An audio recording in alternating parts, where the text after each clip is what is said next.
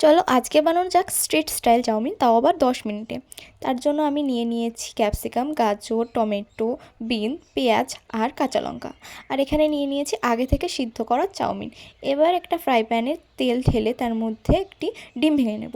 এবার সেটাকে ভালো করে ভেজে তুলে নিতে হবে। আরও একবার ফ্রাই প্যানে তেল ঢেলে তার মধ্যে আগে থেকে কেটে রাখা বিনস, ক্যাপসিকাম, গাজর, টমেটো কুচি, পেঁয়াজ কুচি এবং কড়াইশুঁটি নিয়ে সেগুলিকে খুব ভালোভাবে ভাজা করতে হবে। ভাজা হয়ে গেলে তার মধ্যে নুন, পরিমাণ মতো সয়া সস, টমেটো কেচাপ ঢেলে আরও ভালোভাবে ভাজা করতে হবে এবং তার উপর দিয়ে কয়েকটা বাদাম ছড়িয়ে আগে থেকে ভেজে রাখা ডিমের কুচি নিয়ে ভালো করে ভাজতে হবে এবং এর মধ্যে দিয়ে দিতে হবে আগে থেকে সিদ্ধ করে রাখা চাউমিনগুলো খুব ভালোভাবে দিয়ে তার উপর দিয়ে চাউমিনের মশলা ছড়িয়ে ভালোভাবে ভেজে নিয়ে কয়েক মিনিট তারপরে এটিকে নামিয়ে নিতে হবে।